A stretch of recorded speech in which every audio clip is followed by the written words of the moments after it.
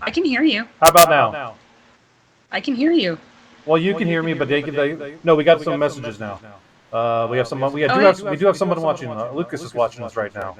And Look, I can hear you, and that is all that matters. That was our problem last time. And Tom, go ahead and talk too, because that was also one of our problems last time. Is that we all three of us, or all two of us at the time, were having problems being heard. Still no sound? No, I think we're good. We're just waiting for you to say something. Oh, hello. Hello, Tom. How are you today, Tom? Hello, Tom. So it's been another 2 weeks in archaeology. If anyone was here for our last episode, episode 4, because now we are in the five-time episodes now. I'm next. Just think about it. Next time, I'm going to have to use 2 hands to describe our show. You have to use 2 hands. Yeah, but this is the five-time show right now. But if anyone was episode 4 was an interesting show. It was a transitional show. We switched over to our sort of like our fancy pants little thing now. We look like YouTube streamers now. Whoa! Instead of just like folks on a conference call. Oh, this isn't a conference call? Damn, I put pants on for nothing? We got like blurred backgrounds and an avatar to commemorate our missing comrade, and we can see our own chat in the window, and we got logos and reminding people. Comrade. Missing today, not just missing. You don't know. When was the last time you talked to Amma? That's right. Well, she posted on Instagram yesterday. That's about as good as I can confirm. That could be staged. And Amma, if you're watching, we love you and miss you. Come back, we need an adult. Yes, and we need an adult. but I hope the excavation goes well. Hopefully you find plenty of new and interesting data out there on your site. So that's our shout out. She's doing her annual field work up there on some remote island in northern Japan, north of Hokkaido. She's mentioned it a bunch of times, and tells how much I pay attention. It's like it's someplace north and cold and in Japan, so she's going to have great food, great seafood. That's assuming she's someplace. Well, like she doesn't have internet, which doesn't necessarily mean she's in a crappy area. It could just mean she's in one of those villages that was just like internet, but yet it's still like got hot springs and baths and food and all kinds of good stuff. Or she could be camping out in a tent. Yeah. See, hopefully when she gets back, we'll have to give us the full adventure when she gets back. So the last episode was sort of was an interesting challenge. So hopefully tonight we've gotten through all those kinks and so forth, and we are going to sally forth with all sorts of good stuff. So with that in mind, with our delightful crew at episode 5, it almost doesn't seem worth introducing anymore. Besides, we all got our names. Our Plum du Nord.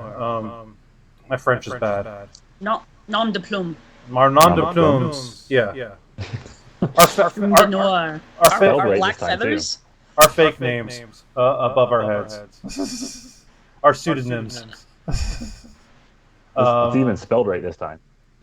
That's because it's the same one from last time, and I haven't changed it up. See, behind-the-scenes secret. Once you get it set up, it's the setting up part that's a problem. Once it gets going, you're fine. So anyway, with all that being said, has anyone got any interesting things that's sort of happening in the world of archaeology in the last week or 2 weeks? No, but I missed that Lucas said hi. So hi, Lucas. How are you? I read the comments. See. When they pop up. I posted a screenshot of some salaries that seem to be imaginary. When you say imaginary, do you mean they don't exist, or are they a social construction used to enforce a reality upon people? We got to be able to say, when we use the words imaginary, we have to be very clear about our definitions. A little bit of both. So I put up a tweet about. I looked at just what the salary is for an archaeologist in Washington D.C. because I live near Washington D.C. And the average salary was 89,000 a year. I wish. Sorry. Yeah. You made me. Even though I already knew that, I still had to do a spit Yeah. take on it. And the range goes from 63 to $110,000 a year, which is absolutely absurd. 63, Jesus. Yeah, Seriously? that's the bottom end for this study. Now, In whose world? I don't know. But anyway. I know I was very shocked as a archaeologist who is technically based out of the District of Columbia. Who when I finally get back to work, needs to have a talk with some people because I'm not even hitting that bottom tier. Right? I don't Not think even any close. of us are. And the archaeologists I do know that work in DC, the only people that would be hitting that are familiar with the U.S. government GS scale. It goes from I think 3 to 12 or something like that. I think there might be a GS1, but I don't know what it is. But around a tech, so just somebody who digs holes for a living, not in charge, is between a 5 and a 9, and that ranges from I think 20,000 a year to somewhere around 40, maybe 50 a year, and then a crew chief or a field director starts at 9 is like 9 or 10, and then your field directors are around 10 or 11, and your PIs are like 11 and up. And PI at 11 I think starts around 70. But there are not a lot of archaeologists that actually like work out of DC proper, as far as I know. Well, yeah, I mean that's the other thing there is that there are very few digging archaeologists who work for the federal government, at least in the Washington D.C. area. There are more project managers, cultural resource managers, sort of upper level, sort of in that project program management type of thing, where you are playing around in those kind of salaries. They rely on subcontractors. Right, which makes me wonder what they're actually calling an archaeologist for this data set, because I don't know. Because most people who work in museums, their job title is like curator or something along those lines. Excuse me. And then like the government workers are usually archaeologists, and then and most private companies, you're like a cultural resource specialist or something along those lines, and even some of the government jobs are cultural resource specialists. And then I can't think of any private company that pays their archaeologists that much. So to compare this, I pulled up Bureau of Labor Statistics, which I believe is a national average, which says that 2018 median pay is 62 an hour for the country. Or sorry, not 62 an hour, 62 a year, 62,000 a year. Still not, no. And the typical entry level is master's degree, which means they aren't including techs at all. So well, anybody who clearly. Yeah. And the other thing I think what skews it is that probably most of the archaeologists within the District of Columbia are all university professors. I mean, but their job title is not archaeologist. Right. I mean, But I'm pretty sure the archaeology. quote-unquote archaeologist is going to come out of the CRM departments and probably the DNR. Yeah. Because it'd be interesting to see what where their models were from. What pool were they pulling from? I feel like they're just pulling it out of their ass, honestly. Those numbers are ridiculous. And then I looked up, I just Googled archaeology salary, and it came up with a few of them.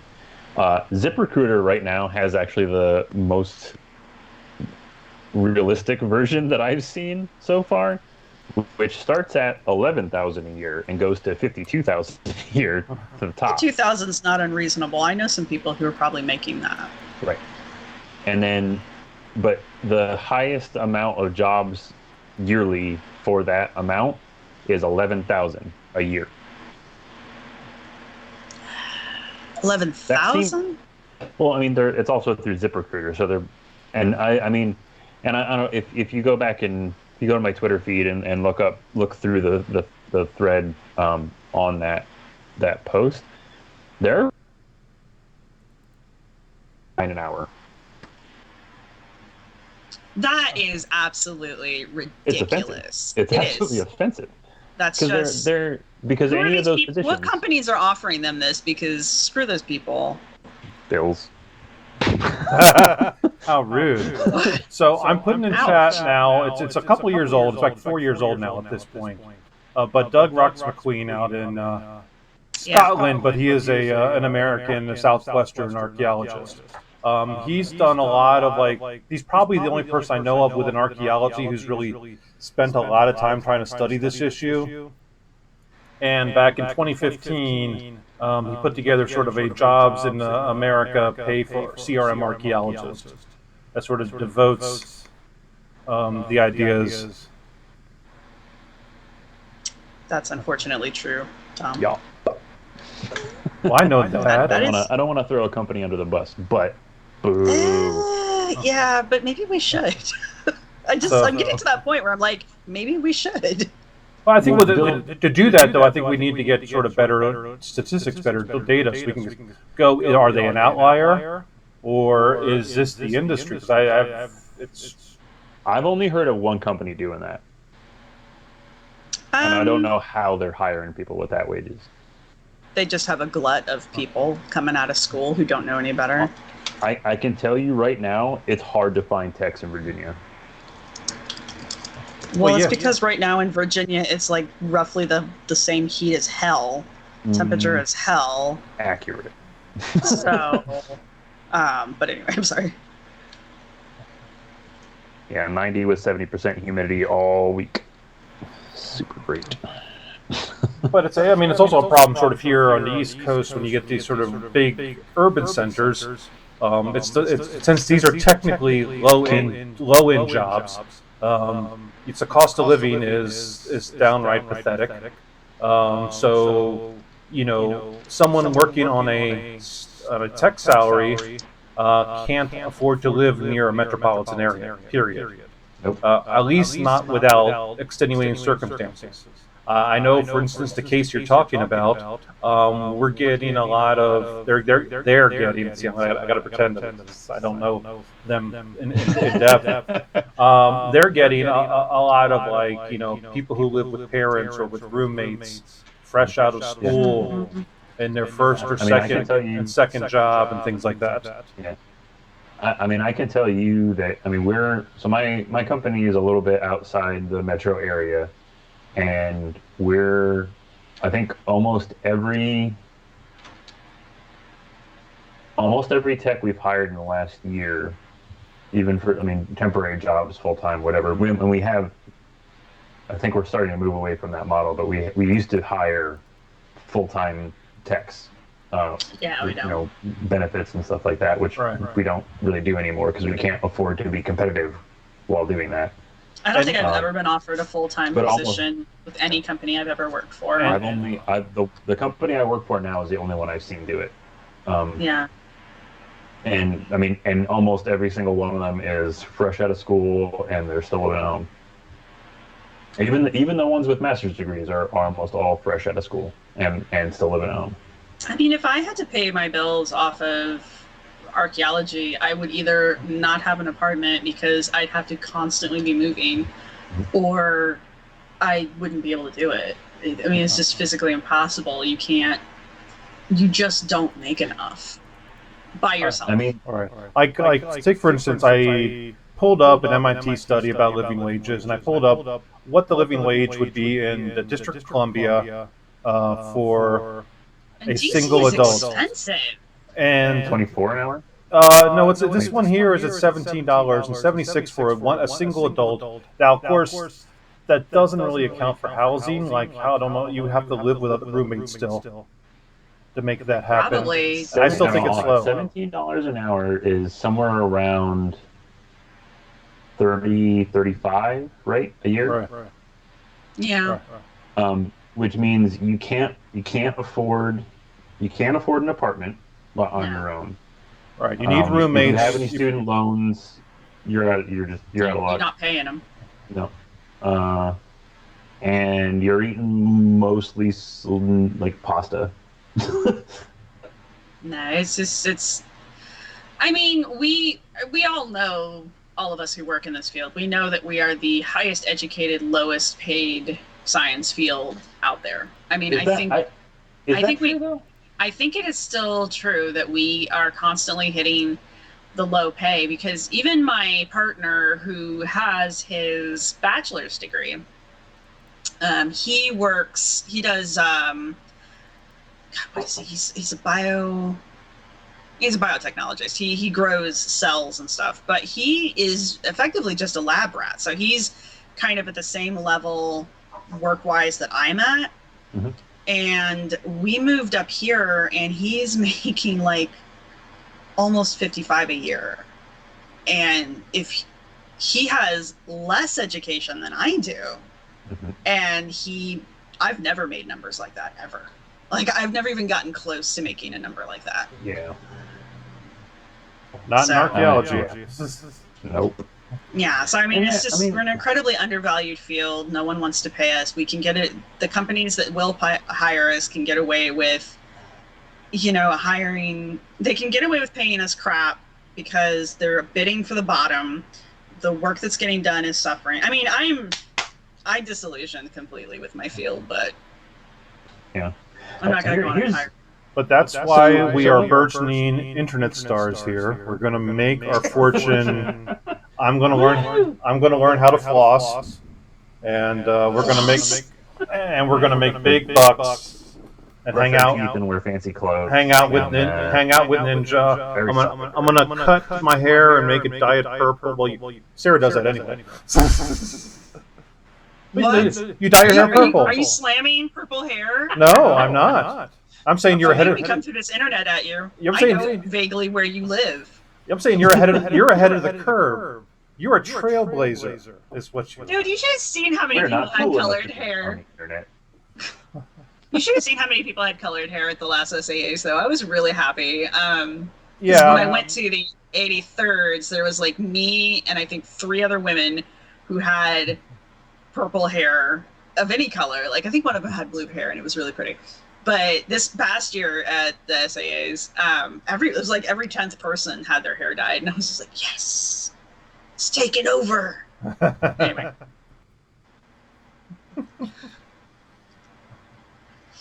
But I mean, we gripe and we gripe and we gripe, and I would, you can blame things like late stage capitalism, a devaluation of the sciences in general, the fact that we don't produce a commodity, in that most other sciences at least can produce some or contribute to the production of a commodity. Here's my counter argument to that. Environmental scientists. What about them? Do they? I don't know. Hold on. Let me actually look at that. They're not much better. I think they're a little better, but not much better. I've never asked a bio person how much they're making an hour. They just always seem so much happier. The other thing, they don't have to. Other than wetland delineations, it's not nearly as physically intensive. It's typically you show even wetland delineations, you can have a team of 2 do an entire property in like a week. Yeah. Yeah. That would take a full crew of archaeologists. So a field director and like 3 or 4 techs. It would take them 3 or 4, or like maybe 2 weeks. But they're not sampling like we are. No. They don't have to. I mean, it's 2 different fields. I mean, they're doing what they need to do, and we're doing what we need to do. So it's not an us versus them thing. No, I'm not saying that what they're doing is unvalued, but they do less physical labor with less required education. It's true. And get paid more than we do. Yeah, that's what I'm saying. And I just pulled up ZipRecruiter. The pay range is $28,500 to $78,000 for environmental scientists. So their bottom end. Their bottom's a little higher, but top end's about the same.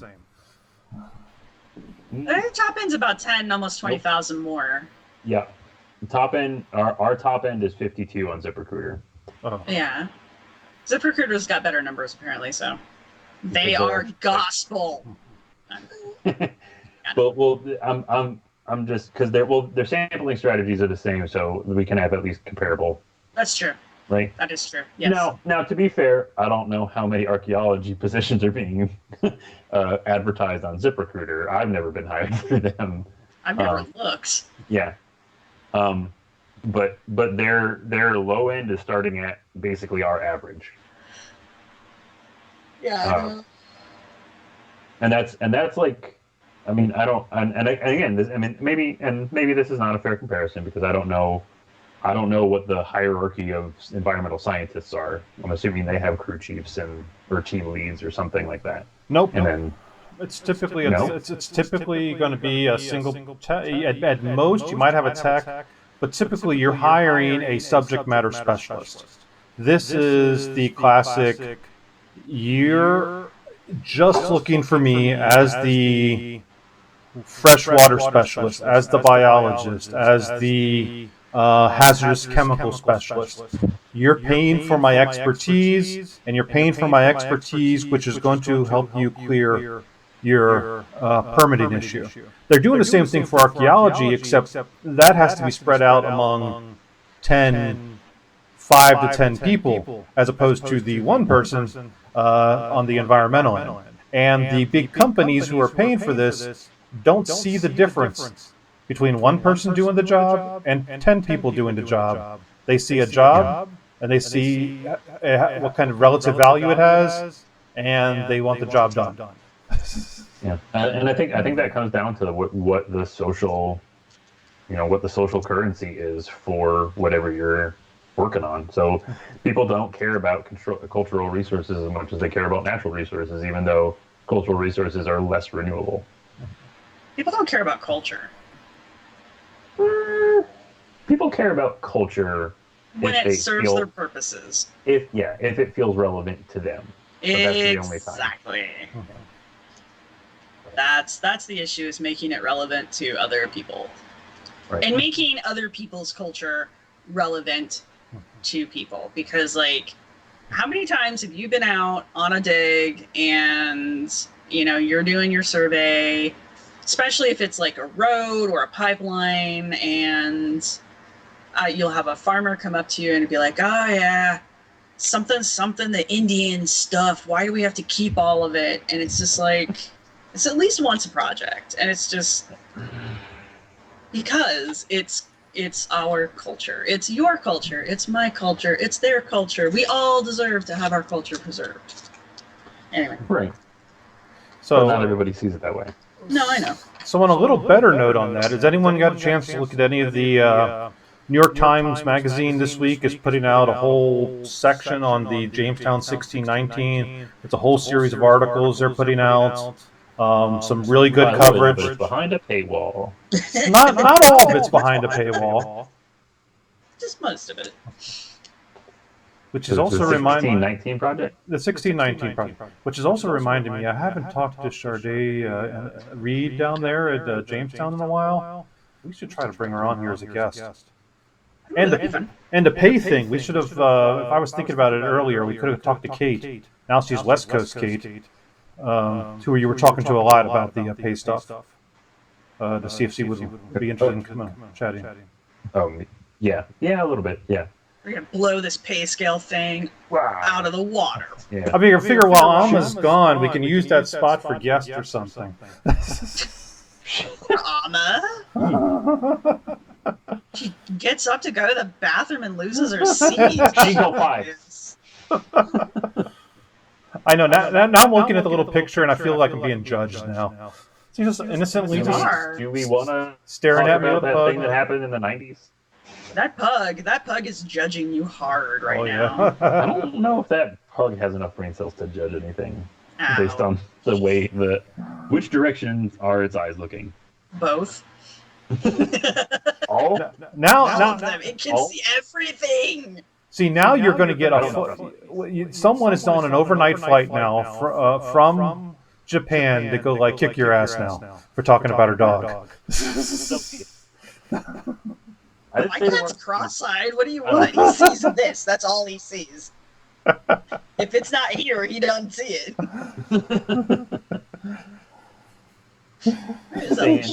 Don't trust them, and I feel bad for them because they can't breathe. Yes, they're so cute. They are, but the brachiation thing is just not cool, not fun at all. I worked with a girl who had a pug, and it was like her emotional support animal, so she got to take it with her everywhere. And he was the sweetest damn dog.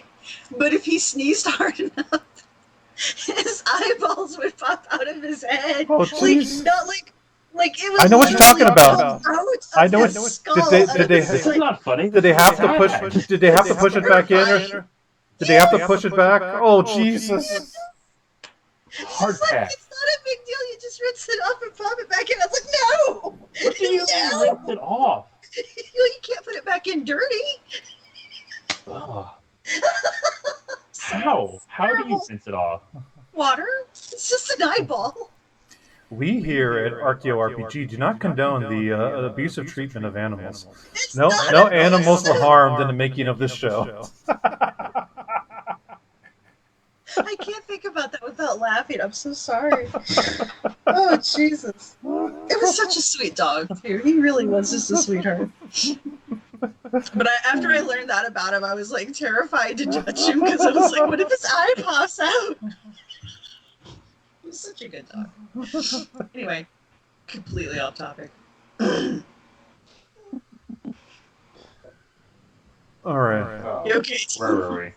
I don't know. We're completely derailed. What are we talking about? We were talking about salaries. We don't make enough money, and life sucks. And, oh yeah, please. In the upper right-hand corner. Please join our Patreon. Speaking of, we don't have enough money. Become a patron, and you'll get access to our Discord server. Well, we'll gripe about this stuff all the time. So that's value. That is value for your money. Yeah. Wait, we'll get you some real quick Google searches about some stuff. You're giving away our secrets, man. Real good data. Good data. Good data. But to be fair, that's what we do when we're working professionally. Is someone asks you a question and you go, Give me a sec. Unless you're one of those guys that like has everything memorized, which props. Not everything. That's for damn sure. We had a guy we used to call the professor because like he could answer fucking any question. He was like quicker than Google. It was weird. He was also the guy that never got dirty. How? Those I don't know. It's not like he didn't work. He just like dirt did not stick to him. It was like he was Teflon. It was very strange. Does he sweat? That's weird. I don't trust it. I don't trust it. I don't trust it. No, weird. There's something going on there. It's not right. Oh, sorry. No good. All right. Any other Twitter shenanigans this week? Oh, no. If you continue on the topic, sure. I had one thing to add. Do we want to talk about that thing that happened in the 90s? Which so many things happened in the 90s. I went to Lollapalooza. That thing with labor organization in the 90s. Oh yeah, let's talk about it. Why not? Solidarity. What do we care at this point? Well, I'm a little worried. I work in a right to hire state, so. Oh. I moved out of one of those. Yeah. So I don't know if I'm allowed to. I don't think it's expressly forbidden, but they don't like it. Hey Tom. I don't want to get in trouble for reals. All right. Just follow my pro-union tweets. That'll be out there someplace. These means of production. When I'm retweeting, go dig a hole. Follow that. Yeah. Actually, I mean, I live in Pennsylvania. Like, you'll take our unions away from us with your cold dead hands until the next vote. I guess I don't know. Yeah. Weird. I don't think. It doesn't matter. For talking about it, but the regulatory will kill our industry long before union could ever organize. True. Because we're talking about those like powerful, rich, environmental folks. They're already I going. mean, And did you hear about the Environmental Species Act getting attacked a little this week? Yeah. I mean, So even the stuff A that's not being little. repealed, we're starting to see it in enforcement now just a little bit. there was one bit of good news for cultural resources in my old field of telecommunications. The whole doing regulatory for the cell towers that get put up and all the little hot Wi-Fi hotspots and stuff like that. A court ruled it's subject to appeal, so it can change that. The 5G, you might be seeing this on the news now. Everyone's advertising, we got 5G, we got 5G. So this basically means their next generation of technology. It's smaller and so forth. And last year, or was it 2 years ago, the FCC had come with a ruling that most of those new installations for those towers are not subject to environmental or cultural review. Why? Because they were considered such a small impact, and because of the economic interest in getting this deployed as quickly as possible, it was determined that the small impact compared to the overall benefit to the country. So that was the initial ruling then. Well, the court case this week or last week was put together by a few tribal nations out west. Who claim that this violated sort of their treaty rights and other obligations of being able to review. They have the right to right to review developments that are going to impact their tribal lands, especially when there's it's a federal undertaking. And since you need a FCC license, I'm getting inside baseball now. Since you need an FCC license to deploy these things, it becomes a federal undertaking. So the court has ruled in the tribal favor. So I have not heard yet how this is going to change or implement. I got to check with some of my old friends back in the industry to see if that means anything different for them, if they're going to be allowed to do more evaluations and so forth. But it's nice to see a win for cultural resources because they are so few and far between. Yeah. No, that's awesome though. I'm glad that they're right, so I'm glad that came through. It is violating the treaties that we pretend like we didn't make. Yep. I finished reading Jeb Card's book, Spooky Archaeology. Isn't that good? It's so good. It's so good. Oh my god! Wait, where's my copy? Hang on. I know. I need the next time I have a spare $30, I'm gonna get it. It's worth it. Honestly, it's a well. We can't see it. There's a lot of. Oh, now we can see it. Now we can see it. You have to put it in front of your body, otherwise it gets blurred. No, too close now. You have to pretty much put it right against your body. Yep. There it is. Spooky archaeology. Otherwise it becomes spooky and a ghost. Oh, that's weird. I can make myself fade. I can use this as a shield. Let's see. I don't know. There's a delay. Anyway. You're not allowed to see it. No, it's a ghost. The book is a ghost. You can buy a ghost. My favorite chapter is chapter 11.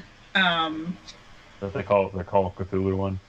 No, that's the Revenge of Alternative Archaeology. Right. That's really helping me out with my thesis. So, but yeah, so this is a good book. There's a little tidbit in there on the timeline, and I think he mentions it in one of the either 10 or 11 about a pair of congressmen who introduced. It was actually what ended up being the reform process, or the reforms to NSF grant distribution. Mm-hmm. Which I took note of who it was. I know one of them was Lamar Smith, who used to be the GOP science chair, or not GOP science chair, the chair of the House Science Committee.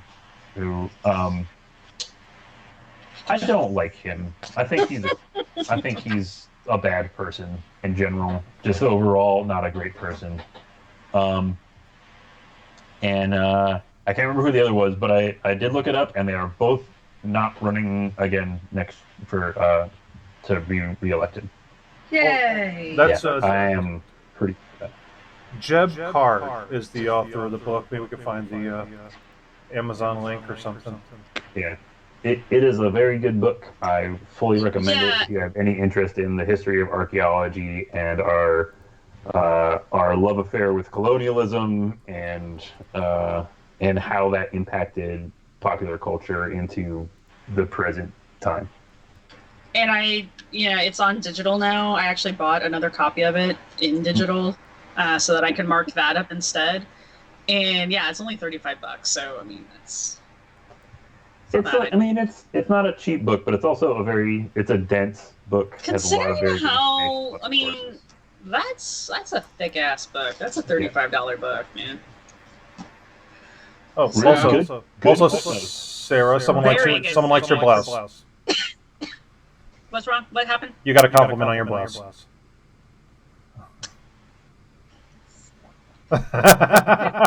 Who's giving me a compliment? You got to go up a few on the chat. Oh, that's my sweetie. She thinks I'm cute. So, anything else in the world? So, my little step into the world of pseudoarchaeology for the past few weeks, since we haven't done, Sarah's been busy trying to like get degrees and write books and stuff. So we haven't I had. am not even gonna. Don't. That is like you want to see somebody triggered, man. No, no. Classes start on the 29th. Ask me who I've talked to about my thesis and my internship. Us. Who have you talked to? No one. But I'm registered for both of those classes this coming semester. Do you know how to write a thesis? Yeah, I've written one. I wrote one. Anybody want to explain it to me? Because my professors sure as fuck aren't. Just picture like a really long-term paper. Basically, have you written a site report? Yeah. Very close to that. Kind of like that, but for a dumber audience. Ouch. No. That's being facetious. No, with a lot bigger history section and a lot more historiography and background information. I found some interesting looking and helpful like links on the internet. Thank God for the internet. But yeah, I'm not happy. But anyway, yes, I've been trying to do this. So we have not been able to continue our making fun of Scott Walcher on TV. But I have still been reading some of Scott Walter's books still, and he's still not either. All right, I will preface this with all the scare quotes and anything I have to say to not sound libelous. That's either not a very smart man, or the biggest liar in the world, or something else. See, boom, boom, boom. I hedged that one pretty good. Or something else. Sounds like one of his theories. Because the jumping, because a quarter of the book is recapping the other book. He only has 2 books. He's got a third one coming out this year. Yeah, I know. So it's already that book pisses me off because I found out he had the book coming out because I was researching him. I'm actually going to use, I think, one of his books for my thesis, but well, I'm sure it'll make him happy, but it's not the way he wants it used. The citation counts. But I mean, I have to, man. I can't not cite him. Anyway, never mind. Yes, because you're the responsible party. Yeah, because I'm reading his second book because his first book's not available on Kindle. So I'm reading his second. Double X is not available. Triple X, do a flip. Oh, he is. He redid the cover of it. I didn't care I'll that chase much. it down for you. I don't care that much because Right, since I already got a 50-page summary of the first book, which is the first quarter of this of the second book. I'm waiting for it to go on. It's about sort of a relation between sort of Agamemnon. I'm so too mad to get it pronounced right. Akhenaten. No, it's Agamemnon. Agamemnon. Who's supposed to have some relation to the whole double X thing, which goes to the Templars, which, I mean, it's basically a lazy fanfic of Holy Blood, Holy Grail turned into Da Vinci Code slash fic. I mean, that's the funnel. Yeah. Akhenaten and to the founding fathers. So that's my current running idea for this thesis. The thesis of his idea is that it's a poor man redux of the Da Vinci Code, which was a poor man's redux of Holy Blood, Holy Grail. It's about Templars and the Merovingians and the Rosalind line and ley lines. And He knows that the Dan Brown books are not histories. oh, No, he doesn't. He believes they are factual, even though Dan Brown himself has said these are fiction. Scott Walter believes that Dan Brown's doing that to couch the information that he is exposing in his books in a way that doesn't put him in danger with the powers that be. I've had this discussion. Yeah, you should talk to the guy more. He's fun. I don't like to. You know what? You need to, since you're his best friends. You need to, because we got to find out how many steps to get him to start talking about Q.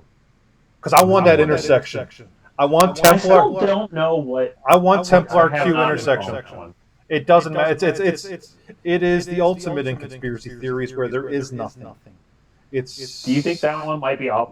Excuse me. That one might be off limits for him. Do you think that's too far? I think if he brought it directly, but if he slid, I think if he slid into it, like slide into his DMs, you could probably get there. I don't want to slide. Invite him over for some Netflix and chill. Yeah. We can open a nice bottle of wine. We're now doing our own Scott Walter fanfic right now. Oh dear. I don't know if I like how this is going. If you guys do start talking about rocks, just like take notes, because I want to know what he actually knows. Oh, well, I see you brought your backpack over today. You know, are we going on an adventure? No, he only wears it inside. But I did watch the most recent episode, and I did film myself watching it, but I think I'm going to scrap it because I tried to take some fucking points. We're back. So you missed all the best conversations happened during intermission, and that's what we're calling that. We're calling that an intermission.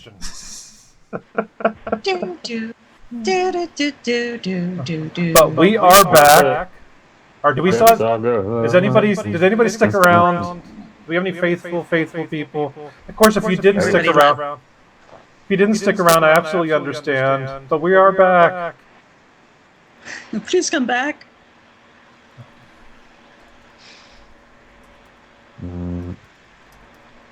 Well, I can technically be a project archaeologist now. Woo! I'm ABD, I guess. And that's in Westchester. That wouldn't be terrible. It's a bad no idea where Westchester. Lucas is still with us. Thank you, Lucas. Good boy, Lucas. You get a cookie. Or good girl, Lucas. You get a cookie. Whoever you are. I'm sorry. Don't be offended. I'm sorry. I don't want cookies. You don't get cookies. I don't want cookies. Where's all these cookies that everyone's talking about? You get a cookie too. Kara can have a cookie. All right. So Lucas says he likes cookies. That's a great answer. So apparently, when you say SW too many times, the internet goes out on you. So we're going to go away. So we're going to go away from that topic right now. We're going to go dive into the other half of what we do here on Still Digging in the Archaeo RPG Network. We're going to talk about Dungeons and Dragons. Dun, dun, dun. And if I get myself reset up, I can get that article I was looking at. Because D&D Beyond, the online digital platform, for all of your D&D needs, I don't know why I'm doing a commercial for them. They're not paying me any money. I don't have an election campaign sponsored by them. Nope. What? It's a Critical Role. Watch Critical Role thing. Don't worry, it's an inside joke.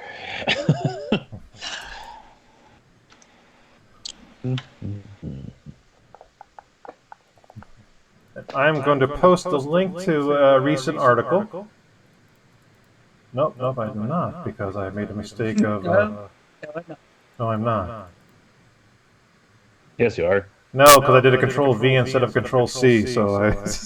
That's the opposite. That's the opposite. Kara, what's your master's in?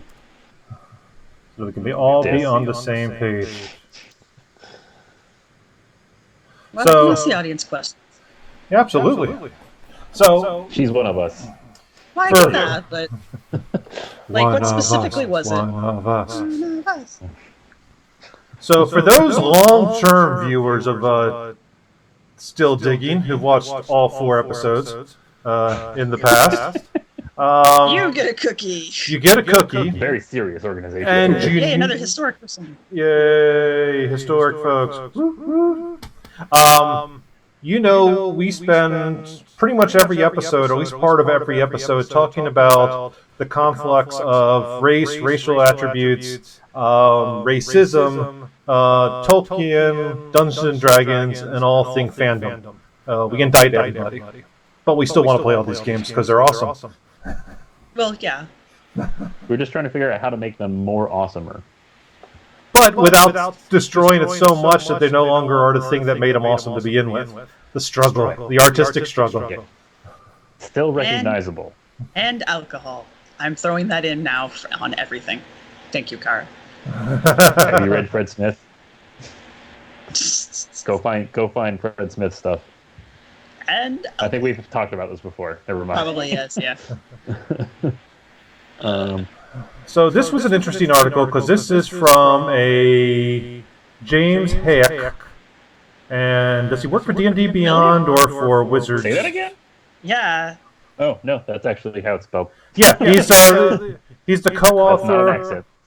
He's the co-author of the D&D module, Waterdeep Dragon Heist. He was a co-author for the Critical Role Tal'Dorei campaign setting. He's a freelance writer for Wizards, or they are. I don't know. Okay, it says Are he you sure there. it's not Hayek? It could be Hayek. I liked the whatever Bill just said. I can't produce that again. Heck. I don't even know. I'm not gonna. See, I'm practicing my new DM thing where when in doubt, throw an indeterminate accent on something so that you can just blame the accent for why you mispronounce it. No, I said it right, but with the accents, it just sounds that way. I think we should discuss accents as attributed to races at some point during this conversation. Yeah. Okay. Well, let's talk about the ability scores first, and then we'll get to the fun stuff. So I think and there's 2 ways this article sort of works. One is sort of the problematic nature of sort of by dividing a world full of people by their races, and that somehow their attributes are going to be identified by their race. Like if you're an elf, that means you're smarter than a half-orc who may be slightly stronger in general because they have these sort of like racial benefits and so forth. So on one level, that's just bad. That's just bad.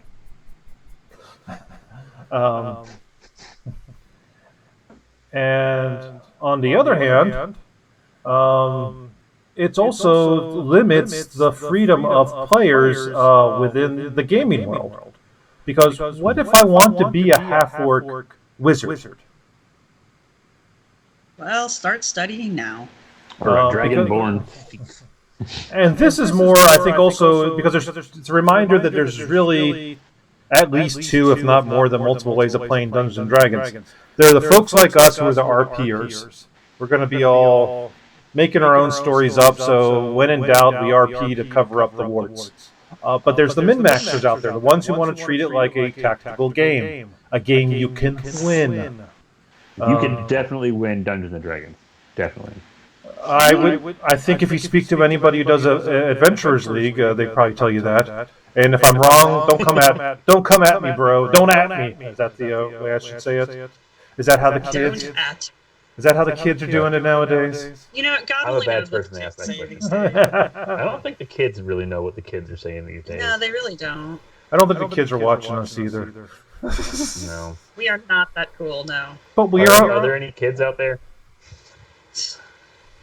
I mean, by kids, are we talking like people not 40, or are we like talking about people who are like under their teens? I'm going to say still in undergrad or below. Undergrad or below. It's like I'm setting my sights low. It's not a high bar. It's not a high bar. Yeah. That's good stuff. That's where the kids live. Hello, fellow kids. All kids, all undergrads are kids, period. But I'm 50, you're still a kid. Hello, children. If you're an undergrad, you're a kid. Doesn't count. Done. In discussion. First time through undergrad. First time. And so there's an interesting paragraph. See, I have to take the role of Alma here and try to be the adult in the room. I like how you just ignore everything that just got said. That's why I have to do the role of Alma, and just like you got to be the adult here and keep us on track. Those kids were having a cool conversation about being on fleek or something. Yeet. That's right. Yeah, fleek is that's like 10, 15 years old, man. That's I don't know. What's the you're still. You might It's really irrelevant to you guys, but I was going to do my eyebrows, and they would have been on point, and I just thought it would look a little too weird, and I didn't want to get any grief from it. On fleek. on fleek. And now I have spit in my. What's the new? Hold on, let me see what's trending. Google. I don't actually know. Why would no one New York trends? Get out of here. Okay, not Alma. Where are we supposed to be? So I put the link in the show notes. I'm sure the audience has already been read the article like full on at this point, but responsible.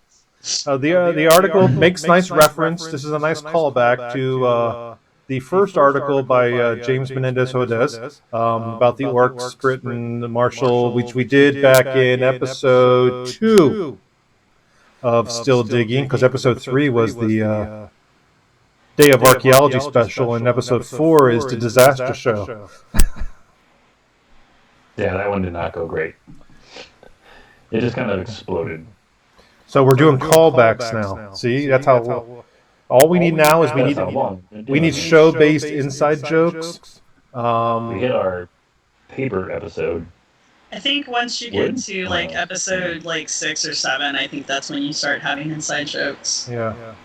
So we'll work our way up to that.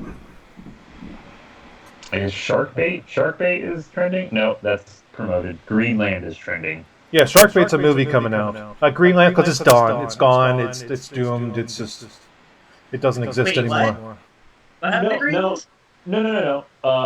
It's trending because apparently Trump wants to buy it. You can't buy a country. I didn't think you could. Yeah. What do you mean? The United States has bought many a country.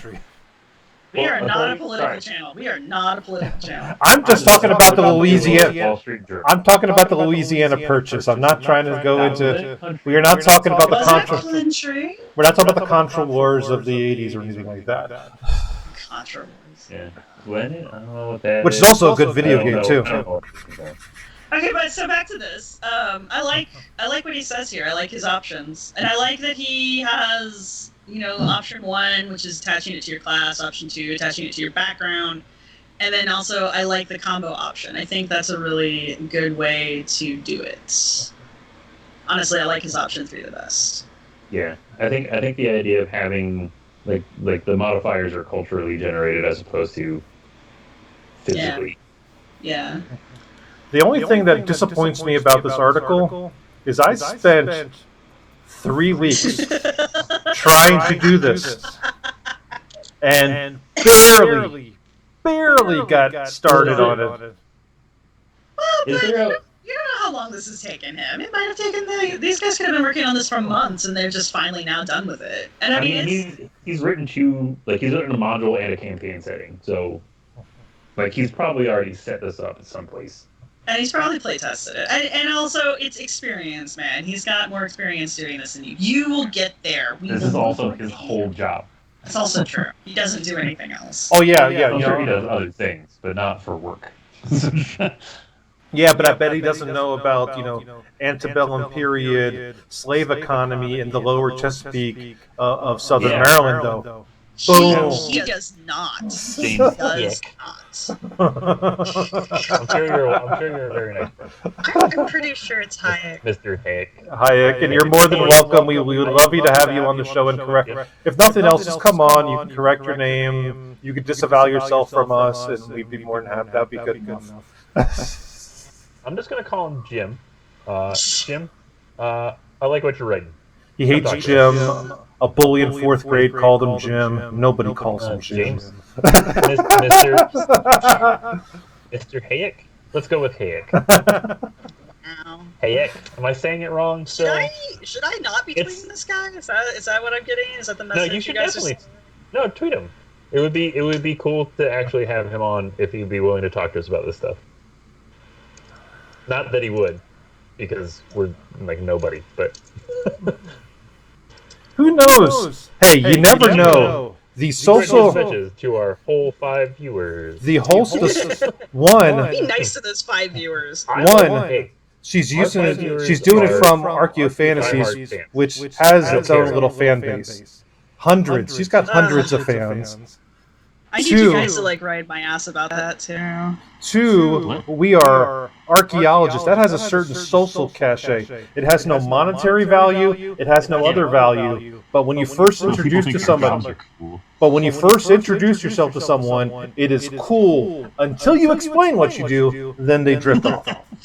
But for that, they're like, "Wait, you mean you're not punching Nazis and running away from giant balls?" No, I run away from giant turkeys. Does that count? We are archaeologists who play Dungeons and Dragons and are about to start a Dungeons and Dragons live stream, and we have a bi-weekly show where we talk about stuff. Get on our level. Speaking of which, did you check out the new Unearthed Arcania that dropped today? They had 2 new paths for the monk and the barbarian. That's right up your alley. You had my attention, sir. I don't have to look it up now. Unearthed Arcania.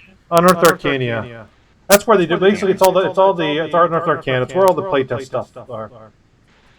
Ooh, what is it? It's where the Artificer class is being played now. See, we have now officially entered the D&D talk, so we are going to dive deep into the nerddom of D&D at this point. I don't know why you think D&D is nerdy. As opposed to the super cool folks who do archaeology. Well, as you can clearly see, because I don't have my stuff blurred behind me, that I don't associate with nerd stuff. Yesterday, and my optometrist was extremely interested.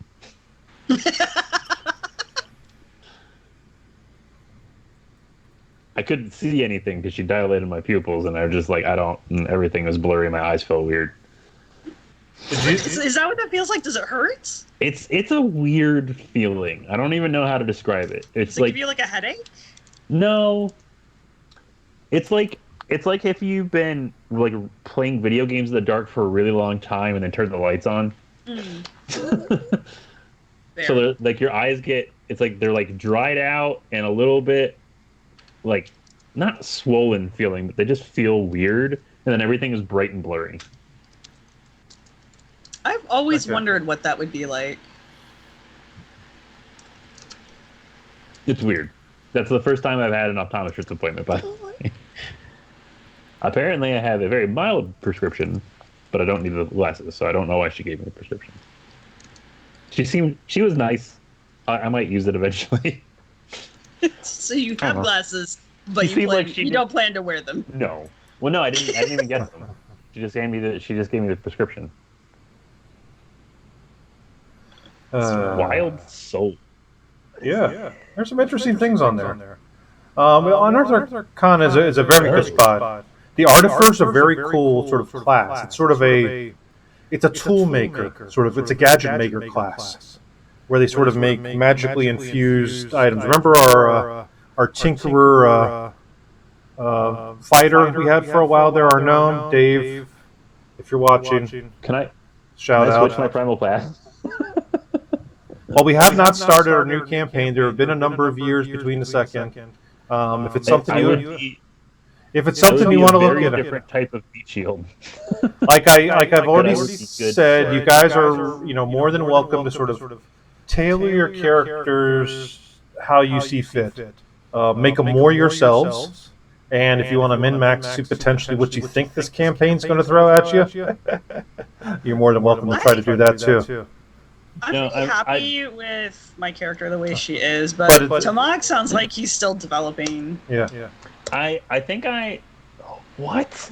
Sorry. I have it. I have a pretty good picture in my head, but I'm sorry. I'm reading the primal and it's so cool. So the new one is Path of the Wild Soul. So basically, you can at 3rd level is when you get cool stuff, but you just automatically detect magic. You just automatically detect magic, and you always know when there's magic stuff around. And you're also just when you start raging, you get the wild magic path for wizards. Has anybody seen that before? Where you just you roll on a table and just something random happens. Something random, yeah. Yeah, that happens when you rage. Nice. One of which is you conjure 1d4 intangible spirits that look like flumps. And if you don't know what a flump is, it basically is a spaghetti monster. Huh. Hold on. Okay, I was like, I just put it in chat. It's like I'm just gonna. This is the coolest thing. One of them is just you just randomly teleport 20 feet away. No, put it in the YouTube chat. Or okay, so everybody can share in this. It's just so cool. Like randomly teleporting, you give off necrotic energy, you give off random magical energy. Do you just fart magic? Is that what's going on? If you could, yeah. He's like, yeah. All right, Exactly. I will give the ultimate DM answer when it comes to sort of unsanctioned things. I will take a look at it. If it seems to be able to fit into the campaign without breaking it, we'll consider using it. Okay.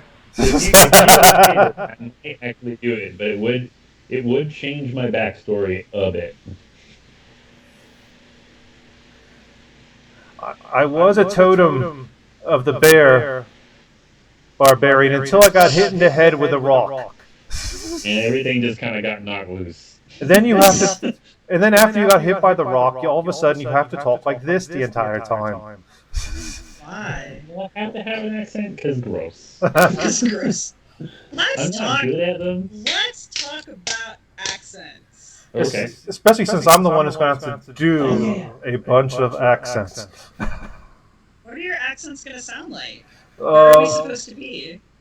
We're in the jungles of Chult. It's sort of a tropical, more of a southern area compared to where you were before. Kind of equatorial landscape is what I've gathered. What do you imagine these people sounding like, and how are you going to portray them verbally? Oh, I'm just going to make them all Scotch or Irish to be safe. Because it's the only accent I know how to do. I'm horrible. Chultians are supposed to be dark-skinned folks. That in the books, they are dark-skinned folks, probably more reminiscent of sort of the Equatorial Africa or the Caribbean. If you had to place them into the Earth world. I think you should learn the Wakanda accent then, and. Oh no! I'm not going to get called out. The Wakanda forever. Wakanda. I am speaking in a nondescript African accent, which doesn't offend. Well, it's meant to be Pan-African, though. Yeah, because I remember, African folks I followed on Twitter just goofing on, Chadwick Boseman and the rest of them because their accent is known African. It is not an African. It is a Pan-African accent. It doesn't apply to anybody. Right. I think that was kind of the point, though, yeah. was to create an accent that didn't necessarily like pigeonhole them. Right. It's to a It, certain basically, area. it it's evoked. basically African Atlantis. It Yeah, evoked. I mean, it's Wakanda. It's not real. And that's the idea too. As I'm playing around with sort of different sort of tonal things, it's sort of mixing in, like try to mix in sort of like some Scottish brogue into a Southern accent, and just playing around with just sort of different. I know. Just get not real as weird. playing around with different timbres of going up and going. I mean, I was never a voice actor, and I haven't acted in like. Ever. No. I was in the high school theater. I mind you. The only problem with that is that It was like, mind you, I was a theater kid. I was in our school production of Romeo and Julio.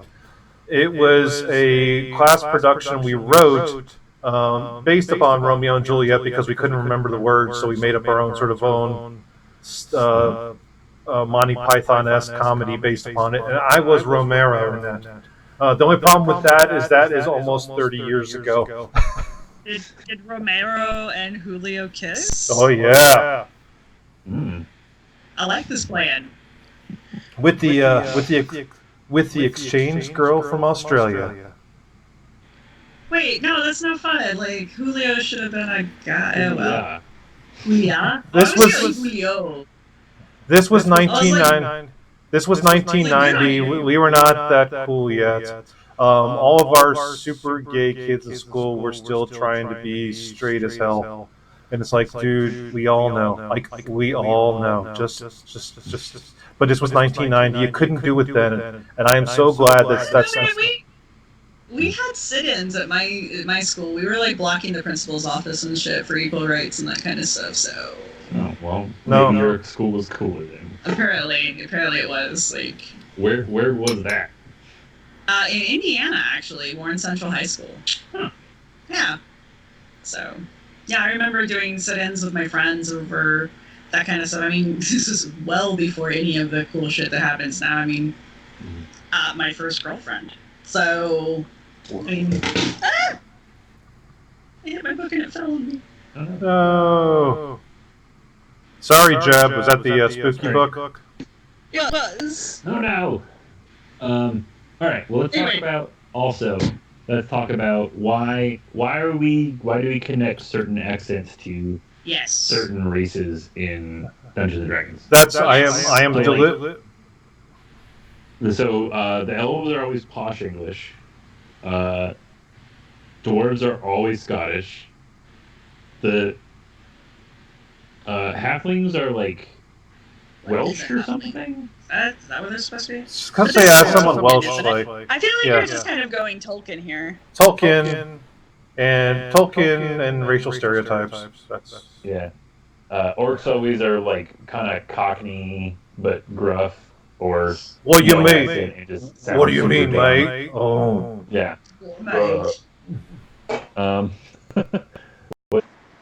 We are back again. Woo! That was a short break, but okay, we're going to go now into our home stretch, speed round now. But we're staying in the world of D&D.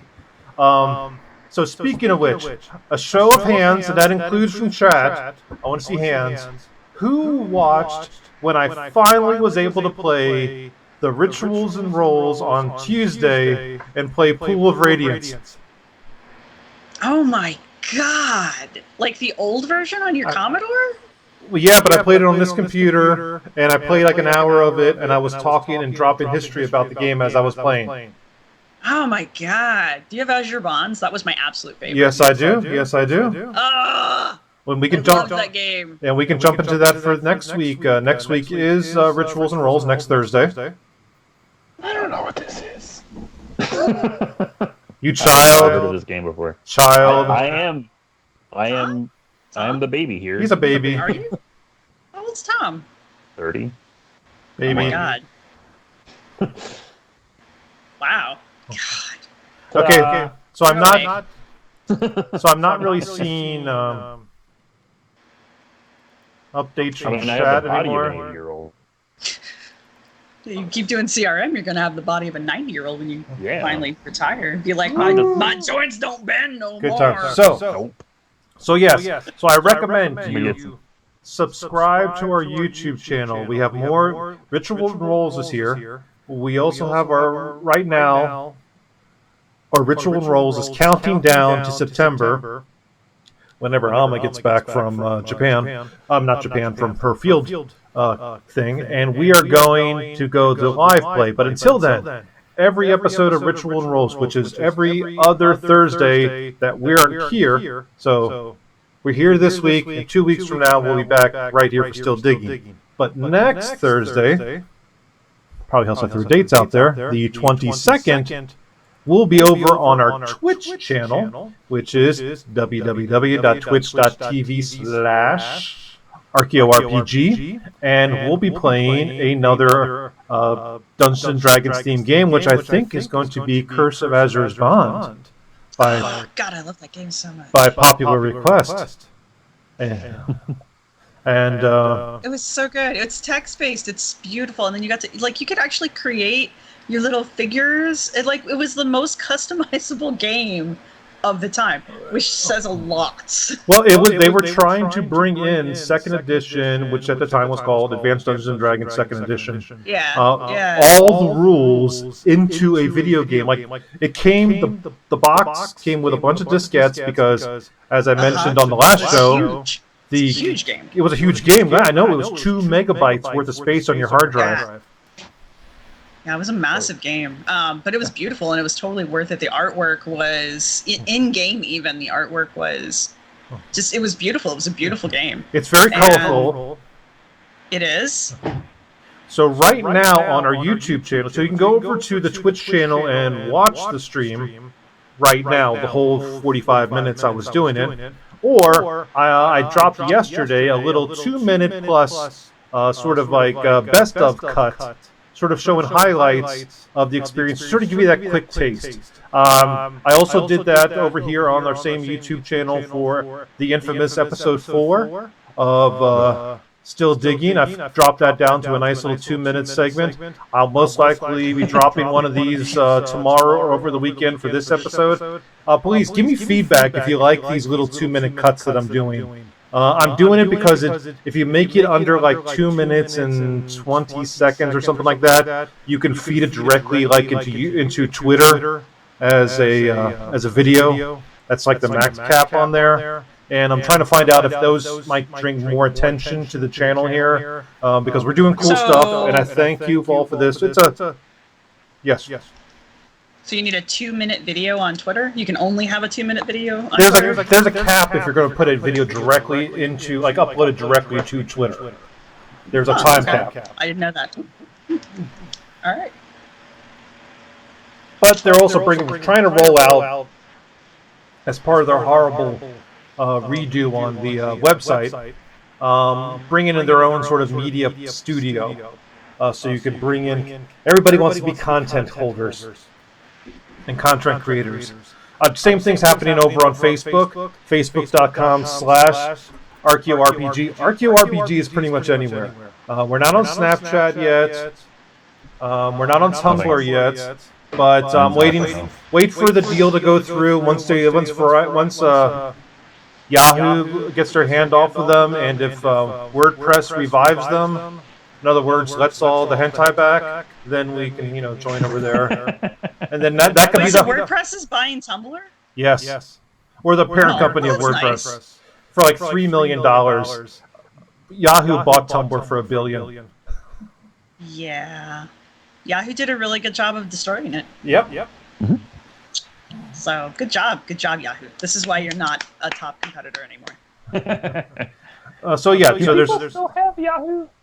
Yes, my partner still checks Yahoo for news of all things. Weird. Yeah, I know. Every time he comes in and tells me, I was like, "Oh, I wrote it on Yahoo." I'm like, "Yahoo?" My only awareness of Yahoo still existing is Yahoo questions from my brother, and me. Like that's my only consistent. That's a nightmare site too. And Yahoo questions. I hate going there. Answers or whatever it is. Yeah. It's pass. Just pass. No. All the answers are wrong. All the answers are wrong. but I think that's the point. Yeah. So if you're not already currently following us on all the different social media platforms, do that. Let us know, and we want feedback. We definitely want feedback. You could either to the Anything archaeoRPG or to any of our names above our heads here. That's all of our Twitter handles. And for me, I know it's most of my other socials are all that too. So that we know what to do. Would you like to see the little videos? If that's the case, we'll do that. Do you have any sort of comments? Is this show too long? We're thinking of sort of doing a real split on this show once the roleplay game comes out. Like today with our inadvertent intermission, where the first half is a strict archaeology talk, and the second half is sort of the archaeology D&D talk, which will also talk about our certain game. That'll also tie into our podcast. And if you're not already a subscriber, our podcast right now it's still digging. Coming soon, Rituals and Rolls will have their own podcast. I'm going to put some early feeds for that out soon. But 2 episodes of Still Digging, our first 2 episodes, are now out on audio form. For those of you who haven't been able to watch the entire episode, or you want to get friends into this, but are like, an hour and a half of people talking on the internet, that's boring. But I'll listen to 2 hours of people talking on my headphones while I'm in the gym. Well, then we have the podcast. We are on Apple Podcasts. We are on Spotify. We are on Google Play. We are on Pocket Cast. We are on Anchor. We are on at least 2 or 3 other ones that I can't think of right now. Look for Still Digging. Our main home that I know of is anchor.fm slash... I know of. Well, because it's the one it's our host. It's funny. It's our host. Anchor.fm slash archaeoRPG. If you're really liking what we're doing here, like I mentioned earlier, that way, we do have a Patreon. Right now it is very bare. You're pretty much the only thing you would get is access to our Discord server where we'll chat. But obviously the more of you who decide to join our Patreon, the more rewards we will come out for you. It'll help support our costs so that hopefully we have things like fewer technical difficulties, maybe the opportunity to do different kinds of shows, where maybe not everything is going to be a live show, but maybe we can actually film something that requires editing. Maybe we can get an editor. little things. We want to create jobs, is what Lofty we're saying. goals here. We're trying to create work, create jobs. I'm trying to hand off some of the things I'm doing. Is what I'm trying to do. I feel that. I know you feel that. You're in the same boat. He's a small creator. Like first 2 episodes, we had 13 people downloading the first 2 episodes each, and I'm. Thank you. I mean, it's a start. We don't have any. We don't have any. We don't have any money behind us. It's all word of mouth. It's all thanks to you and everybody on the Twitter community and all the sort of other social medias who share our stuff when we put something out there, and we appreciate it. And when we become big, huge stars and all move to the West Coast and play D&D with Vin Diesel, we'll forget about you. That would be awesome. I mean, sure. Could happen. All right. So, any more plugging? I think in there. I got the podcast out. We got the Patreon out. We have our different shows on Twitch and YouTube out. We have our still promising to do a live show. We really, really are doing it. It's happening. Anything else before I get ready to watch this week's episode of Critical Role? I'm still just not doing the Critical Role thing. I'm sorry. Well, at least go look up their last one-shot, where they did a one-shot of Call of Cthulhu. It's Call of Cthulhu 7th edition. So it gives you a hint of what the 7th edition looks like. I have the White Wolf Cthulhu module, like the Cthulhu rules for White Wolf. Right. I don't think it was official, but I have it. So I could run a White Wolf Werewolf-esque game with Cthulhu leanings, if it comes to that. Yeah, and I have the, and if you want it, I remember keep sharing that with you. I do have the Fate Octun Cthulhu Oh rule yeah, set. Fate's good too. I've played that. I used to play that every year at Gen Con, and the guy who ran that was absolutely fabulous, and I loved that game. And the more I'm reading about it, the more it looks like it's going to be something we play in the future because it's the freedom it gives you. Yeah, Fate's tricky. I've never run it. I've only ever played it. But yeah, Fate's a little tricky. Yeah, I mean, that's why I've jumped into it. It's a little more complicated. Dungeons and Dragons, I know. I've been playing it for 30 years. Right, and the same thing with me and White Wolf is like, I know this. This is how this works. I read these books. Even when they change the rules, I kind of know where they're coming from, and I know what they're trying to get to. Yeah. Fate's crazy, but I actually kind of like it as a system, as a player. I have, like I said, I haven't run it yet. Right. Playing it, I really like the system. Now, I will talk game system with you all goddamn day. Now, a weird game I'm playing right now, because of my Xbox and my Xbox Game Pass, I was able to download on the PC Torment something of Numenera, which is a Numenera-based game. And it's... Is this the one where you're the dead guy with a friend who's nothing but teeth? I haven't met the friend yet, but you did start the game by dying and recreating your body. It's in the future. It's like 1 billion years in the future. No, this one was a fantasy game. I'd have to dig it up. But it was kind of fun. Just kept dying on my computer, so I couldn't finish it. Yeah. It's the one they advertised at the beginning of Baldur's Gate. It's not the Numenera one, but it is Torment. But I could look it up. Okay. But that's another weird sort of game. But yes, I mean, we're open to all sorts of gaming talk. So please, part of your sending us messages and stuff like that, say, hey, why don't you guys talk about Call of Cthulhu, White Wolf games, Vampire, Wolf. There's an L in that word. Wolf. Like that. White Wolf. Wolf. No, I was practicing an accent. Crash Pandas. Actually, yeah, we need to do a one-shot of Crash Pandas one day. What is Crash Pandas? I don't know what this is. That's the one where you're sort of doing car races with pandas.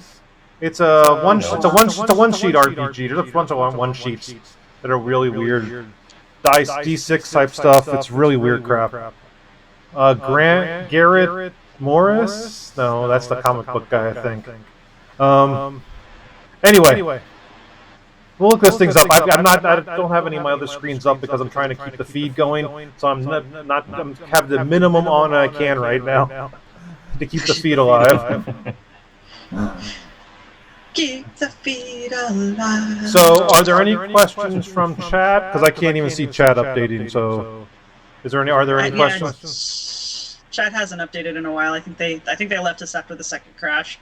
Okay. I can't blame them. I don't blame them either. The stuff I put in there is also not in there, so I don't know. So the chat itself. It does say 4 people are watching, so. Okay. And 3 of them are us. So no, I'm not. I'm currently not watching because I got myself up there. So it's probably Lucas and Kara because I think Soup abandoned me. Yeah. So anyway, yes. If not now. And if you're watching this in the future, because I also noticed that each of our YouTube feeds gets like over 20 views. Each of our shows. So a lot of people watch us. A lot of people watch us afterwards. So even when there's nobody here, I keep talking like there is because I know you're watching me. If you're not watching me now, you're watching me in the future.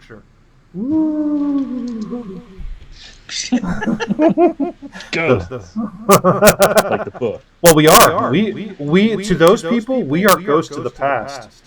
We know digital ghosts. We know relics of the past. We no longer exist as these 20 years in the future. What? Archaeologists in the future who are excavating through digital remains. Hello.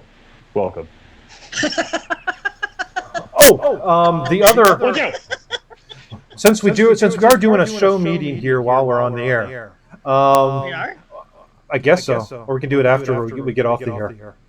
Now, I'm just asking questions at this point. We'll do it after we get off the air, because then we got to leave some mystery to our fans out there of what we're planning for the future. Ooh, big plans.